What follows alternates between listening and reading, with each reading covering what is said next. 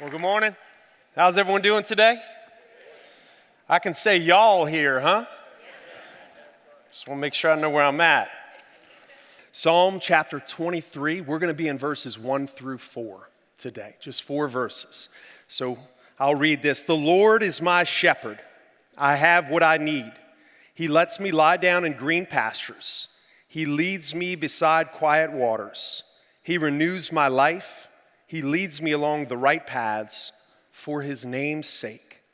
Even when I go through the darkest valley, I fear no danger, for you are with me.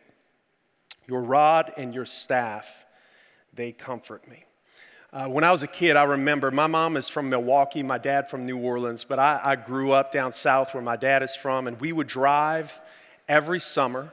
This is in the 80s and the 90s. We would drive every summer on up to Milwaukee, where my mom was from. And it was a big treat, 8, 9, 10, 11 years old, get in the front seat. Of course, you didn't have to wear seatbelts back then.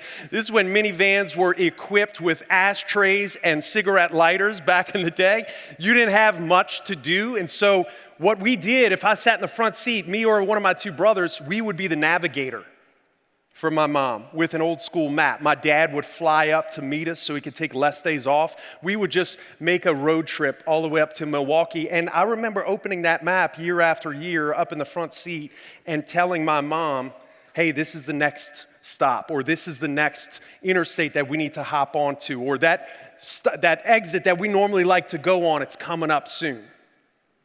There was something about being knowledgeable, something about a little bit being in charge. Maybe it was about telling my mom what to do. Maybe I really enjoyed that when I was a kid, but I remember the sense of competency that I had, my sense of awareness that I could say something and be right, and then we would end up where I thought we needed to go.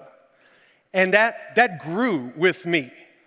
Just as a normal person, it's common for me to want to be right, to want to know the way. I was in Portland, Oregon just about a month ago, never been there before, but if you would have followed me around, you would have thought I knew my way around that city. What technology has given us in being able to find the best bakery or the best espresso in town. And I would just kind of poke around for an entire day, all of the sites of Portland, Oregon. You would have thought I'd have been a natural, like, man, this guy knows what he's doing. I like being right. I like knowing what I'm doing. I like being competent. The first time I was introduced to pickleball, my thought was, who's going to be the first one that I beat? I want to win. I want to have things under control. We desire competency. But there's a problem. We are not equipped to be independently competent. And from young ages, we are in positions to become independently competent. And maybe in our family or school or culture at large would tell us that independence, self-sufficiency, competency is what is going to be rewarded. And Psalm 23 beckons us to a very, very different posture. It is a countercultural approach to life. And there's a condition within us, a sinful, fallen condition. Our sinful hearts want to be our own shepherds, using God's gifts to stay in control and to achieve our preferred future. But Psalm 23 forces us to ask the question, who is the shepherd of our soul? Who is the master or the captain of our ship? And we're forced to take a look at this text and to either choose to be our own shepherd or to humbly surrender and submit to God as the shepherd of our lives. And we gather in places like this every Sunday, and maybe you're not someone who comes to church regularly. Maybe you're curious about who God is, or maybe you do know God and you've been in right relationship with him for some time. But all of this gathering is just pointing to one big idea. We are not sufficient. unto ourselves. We need someone's guidance. We need someone's direction, someone's leadership. We need someone to look up to who is looking out for us, who can protect us. That's why we gather on Sundays, because we acknowledge, we are aware that we don't have what it takes all by ourselves. And so this text just shows us two characters, the shepherd and the sheep. And this passage, if you're familiar with it, is one that is used to comfort Christians. Though I walk through the valley of the shadow of death, I will fear no evil. And yes, that is comforting. But what I hope to do today is to help us to see this text more clearly about who we are and who God is. He postures himself as a shepherd and positions us as sheep. A couple things about sheep that are interesting. Sheep, unlike most animals, really don't have any defense mechanism. You know what sheep do when they get scared? They run. And then they begin running in a circle. And then they all join in and run in a circle together. And that coyote, if he were just Wile E. Coyote and had a brain on him, he would just look and say, is that it? And then those predators, they just go in and pick them off one at a time. One at a time. No horns, no hoofs to defensively block. They're just sitting ducks. You know, if a sheep ever falls over and it hits on its backside, it can't get up. It dies. Crows will come and kill it, or it will suffocate, but it needs a shepherd. And so if God is posturing humanity as if they don't have proper defense mechanisms and they don't have capacity to even right themselves, we would do well to pay attention to the work of the shepherd in our lives and to pay attention to our need, our great need for the shepherd. Verse 1, he says this, the Lord is my shepherd. So before describing the blessings of the shepherd, David begins with God. I was on the beach recently with my 15-year-old daughter, and it was really cloudy, and we were trying to spot some stars in the sky, and we found 5 or 6 of them. And we're just talking about how far away they are and how we can even see them without a telescope. And when a night is clear, of course, the amount of stars, it's unbelievable, and it's beautiful. And to think how far off they are is amazing. If you took a trip to the moon with intention to land and to kind of get there quickly, a common thing we do from time to time, it takes about 3 days. To get to the star that is closest to us, that is visible to the naked eye, if you keep going past the moon to get to the closest star that you can see in the sky, 70,000 years later is when you will arrive. 70,000 years. And then if you had a suit to be able to sustain yourself on that star and look back at Earth, you know what you would see? Not Earth. It's invisible to the naked eye. God is big. He sustains all of those stars, 70,000 human years away if you would take a trip. He sees and contains and controls all of it. My daughter then asked me, she said, where does all this sand come from? How does it all get here? My competency side really wanted to consult ChatGPT in that moment on the side so I can tell her I know where it comes from. There's a lot of smart people in here probably would know, but I said, I don't know how sand gets to every single beach. I wish I knew that. And if she would have continued to ask me about things in creation, I would have continued to say, I don't know that either. I don't know that either. But if you would ask God, He set these things in place. He formed all of the stars of the sky, the sand of the seashore. He is grandiose. He has personal interest in you. This is an amazing fact. And not because of the goodness that we provide, if indeed he sees us as sheep, if we are the type of being that when tilted onto our backs, we cannot make ourselves upright again, yet he loves us and has interest. He knows us so well. A mother who knows her infant child knows the cry. Have you ever experienced this? You know when he's hungry. You know the diaper that needs to be changed. If a mother is so attuned to the needs of a child, how much more is God attuned to us? And we can turn to him as our protector, as our shepherd, as our comfort. Where do you turn for your protection, for your shepherding, for your comfort? You know, we're all shepherded by something. We're all shepherded by someone. Who is your shepherd? And does your shepherd know the stars of the sky and have the authority in the power of his hand to shift mountains, to create valleys? Does that shepherd who you look to for strength, does that addiction who you seek after for comfort, does it have power and ability to serve you well? Does it know you well? Does she or he know the needs, not only of your body, but of your soul?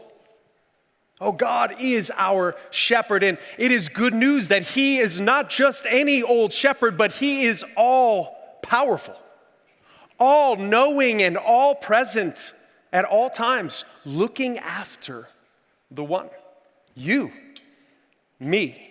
So something is always shepherding us. The encouragement of the scripture is to see the Lord as the ultimate shepherd of our lives. So trust in the shepherd begins with, I have enough. He says this, I have what I need. And that's not necessarily about having less. It's not about having less possessions, though that could be true, but simplicity of heart. A sheep knows that a shepherd provides all that is needed. Whether conscious or not, a sheep begins to trust the hand of the shepherd. And simplicity, simply gladly letting go of what is unnecessary and trusting God for what is enough. Are you counting on a relationship or a marriage, a hopeful find if you're single? Are you counting on that person to finally meet the hole in your heart? Do you wake up every Monday, Tuesday, Wednesday, Thursday, Friday and look at the market on your phone and you know that if it's going up, it will meet the desires of your heart, that you will finally have enough? What is it that you seek after, that you are aiming for to fulfill your soul? And the scripture is clear. David says it, as a sheep under the authority of my shepherd, I have all that I need. Can you say that you are content with all that God has provided for you? If God didn't answer the prayer that you have been praying, would you be okay? If he didn't fulfill the dream that you had, would you walk away? You know, when I was 19 years old, I told my girlfriend at the time, who is now my wife, I said, hey, I think God has called me to start a church here in the city where we're both from. So I think that's part of the journey. You good with that? 24 years later is when that seed gave birth. And man, it was a weird, disheartening time for me. It was a strange time. God, I thought you told me that this is what I was going to do. I was in ministry through my 20s, but then our church went through a hard time financially, and I had to become bivocational, work in the marketplace and also work in a local church. And eventually the church didn't come back financially, and I was out in the marketplace for 15 years. Became an entrepreneur in the restaurant business in New Orleans. And sometimes I'd wake up and be like, what am I doing? Why am I here? This is not what I expected. This is not the turn of events that I thought you had for me, God. I even told my wife going into this thing, this is the direction of our lives. Raised my kids at young ages this way, and now we're in a very different place. Why? Those were days that I had to ask myself, are you satisfied with what God has provided?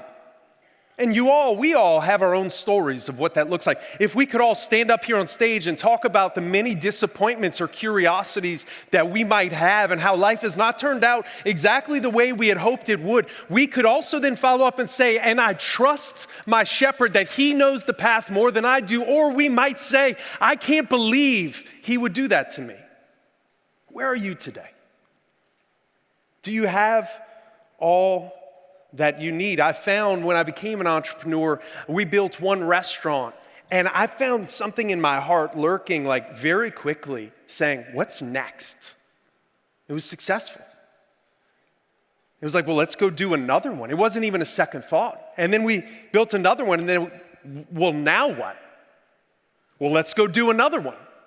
And now what? Well, let's go do another one. Now what? Let's go do another one. And then we built 6 restaurants, and all of a sudden I look up, and I'm looking at my wife, and we've kind of begun to emotionally go in different directions. Like, what's happened? And I found within me something lurking, something dark. It just seemed to not be satisfied. And there was no unfaithfulness to one another, but we were just distant. We had a bunch of kids, 10 and under. I'm out all day, all night, working 7 a.m. to 9 p.m. Our restaurants are open. There's a bunch of them. It's nonstop. There was this never enough kind of thing inside of me, and I would have done well to consider, Aaron, do you have what you need? I didn't seek God nearly enough in growing the business. It was just natural for me to continue moving forward. Is there something in your life where you should be considering right now? God, do I have everything that I need? Have you provided me with the goods? And is it enough? He goes on. The shepherd opens our eyes to green pastures. Next verse, he lets me lie down in green pastures, and he leads me beside quiet waters. Doesn't that sound good? How many of you were up into the night last night and then again this morning early with a brain that just wouldn't stop, with anxiety, with fear, with concern? Curious how the relationship is going to play out or how the business transaction may end. Doesn't it sound nice? My wife recently was sitting out on a back porch on a lake for like 5 hours, just watching the still water and listening to the birds of the air. It's like, wow, life would be great if it were always like that. You know, sheep, they need help just eating and drinking. Can I just remind us again who God sees us to be? If a sheep is not careful, if the shepherd doesn't tend to the sheep will overeat in one plot of land, destroy the ground, bloat itself, become unhealthy, begin to eat what's in the ground and be attacked by pests, insects. If the shepherd doesn't lead to green pastures, the sheep will do things that will create a lack of health inside of their body. You know, a sheep needs still water, the density of their wool. If they go down to drink inside of a stream that's rushing and it snatches them and they end up in the water, they drown. They're not swimmers, and their fleece will become so dense with water, it's very quick, they're going under. Does God see us as that needy? Do we require such assistance that even food and water depends upon him. And he positions himself as such. But man, I wake up thinking about my competencies. I wake up thinking about how I can get things done and how I can move the ball down the field. He leads me beside or down in green pastures, and he leads me beside quiet waters. I have a friend, he lives in the French Quarter, and about once a month, we take a walk. And about 6 years ago, he had severe brain trauma. And he's a different person. I've known him since I was a teenager. Different person now. He walks half of my speed. And when we go places, I have to slow down in a way that I have never slowed down before. And when we go into coffee shops, we'll always kind of find, different places to go walk to. And I'm always looking for the seat before we even order the coffee. I'm looking around people, wondering if two might be there. I've done this once to him, like, hey man, I'm gonna go grab a seat over there if you wanna order the coffee, and I'll go save us. And it was loud. He said, what? Because he can't process everything as quickly. I'm gonna go grab a seat over there. Come and meet me. Bro, just chill out. Let's order coffee and then go find a seat. When I walk with him, one time, in New Orleans, there's plaques all over of the history of New Orleans, and there was this beautiful building. It was a plaque, but it was too far to read it. I said, man, I wonder what that building was before. It's beautiful. He goes, yeah, I don't know. I said, let me find out. So I went to take my phone so we could keep walking. He goes, hey man, let's just not know. Put my phone back in. I've never taken my phone out again when I'm with him. There's something about slowing down in a culture that tells us it's always about another round. In a culture that says, what's next? Would we take God up on the offer to lie down, to trust the shepherd, knowing that he will provide all of our needs? Can we just slow it down, rest, and trust that God has all things taken care of? And if you're like me, it's like, yeah, but doesn't he need my help? If you're like me, it's like, yeah, but things don't get done if you start after 5 a.m. You have to go early and stay late. If God has Alpha Centauri 70,000 years away from me, if he's got that in his hand, I think he's got me. That's comforting. The shepherd is the source of our renewal. He says this, he renews my life. Not self. Look at what David brings attention to. He doesn't say, I look in for renewal.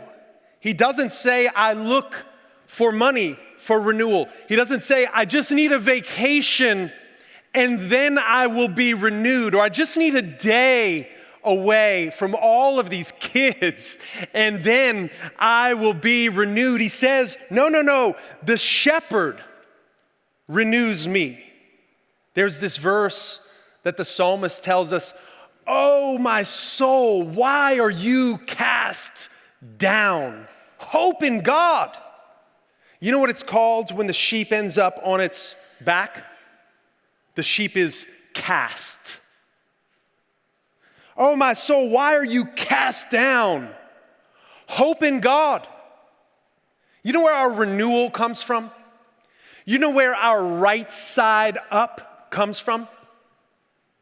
God, the shepherd of our soul.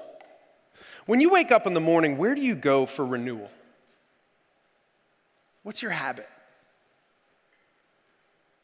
What's your routine? Do you go to the shepherd, or do you find entertainment? Do you seek physical health, yet you don't seek the shepherd for spiritual and physical health? Where do you go for your renewal? What shot in the arm do you need day after day? Is the shepherd not sufficient to meet all of your needs? If you are cast, laying upside down, who do you look to? Hope in God. He is the only one. His scripture is life to us, is it not? Intimacy with him. Breath prayers. God, I don't have what it takes. I don't have what I need. Would you hold me the way you hold the stars? This is the shepherd we can go to for renewal. Let's go to the shepherd. And there are modern substitutes. More achievement, more success, more getaways, more experiences. Oh, just when I get married or when I have kids, or if my wife would finally just get things together, if my husband would stop being so lazy and passive, things would be right in my life. Oh no, they still would not be right in your life. The shepherd alone can make things right. God, he alone is the one who renews. Right paths put a spotlight on the shepherd. Look at what he says. He leads me along the right paths for his name's sake.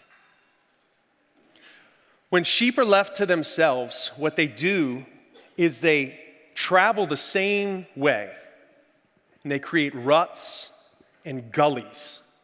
There's an underused word. Gullies. And they just travel the same path, and they eat the same ground. What God is telling us here is he will lead you in ways that are not the recycle button of your life. He will lead you to health and to strength. Left unto ourselves, and we know this, we are without hope. Have you ever been addicted to something? Have you ever run that path so dry? Have you told your husband or wife, this is the last time? Many times. What are the ruts and the gullies that you continue to run? How do you think you're going to get out? Where do you turn when you can't see the right path? You know, the reputation of a shepherd is dependent upon the health of the sheep. Church at Brook Hills, Birmingham, Alabama, sees the beauty of God from the sheep who follow. His reputation for his name's sake. God leads us down right paths, but it's not so that our lives can be figured out and so that they can all be good and so we can finally rest and be at ease. He is more interested in the reputation that he holds over the world than he is my perfect life being fixed and figured out. But the health of the church, Jesus building his people, doesn't reflect the beauty of people. It reflects the beauty and the care of the shepherd. It reflects who God is. If you see sheep who are well taken care of versus sheep that are matted, eating in dirt versus eating in lush green pastures, does it tell you something about the sheep or does it tell you something about the shepherd? May we remember that we have the hope of the world living in us, the Holy Spirit of God, who leads us down right paths. Sometimes it's easier to trust Waze or Google Maps for direction in life. We consult it daily and forget about God. And he leads us down good paths that we might make much of who he is. It is about the shepherd. It is about his love for us. It is about the vastness of his power, yet the minutia of attention that he gives to us. It is overwhelming. They put a spotlight on who God is. Proverbs 14:12 says, there is a way that seems right to a person, but its end is the way of death. This is what sheep do. They don't know where to go, and then they die. But the shepherd knows the right path. And that path does not lead to death. The shepherd prepares us for dark valleys. He says this, even when I go through the darkest valley, I fear no danger. You know, suffering is guaranteed in this life, isn't it? I sat with someone recently at my church and found out 2 days before he had stage 4 cancer. What are you going to do?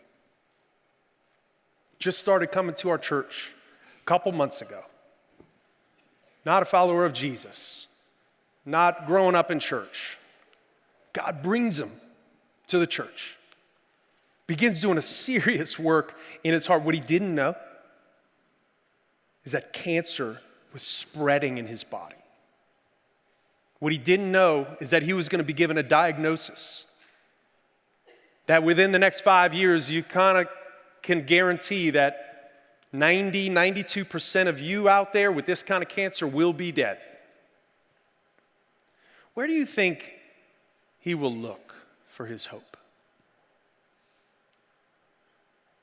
You who are Christians, where would you suggest him to look for his hope? We often see God in the valleys because we've run out of options. We've got nowhere to go. But here's the good news. He is there in the valleys. It's amazing to me that even when we neglect God in the mountaintop, that he is careful to pay attention to us in the valley. And we all have our suffering. We all have our story. We all have our difficulty. We should prepare every day to reach for the shepherd in the valley. Those habits of knowing that he is providing such good green pasture for us and participating in the goodness that he has given us on the days when things begin to fall apart, we can recollect and call ourselves back to the goodness of God. And if we're not careful and we see the goodness of God, not through what it is that it is a gift from the shepherd, but instead we look at our capacities and our competencies and we raise our hands and say, look what I have done. And when those things are stripped and we look at God and say, how could you allow me to get here?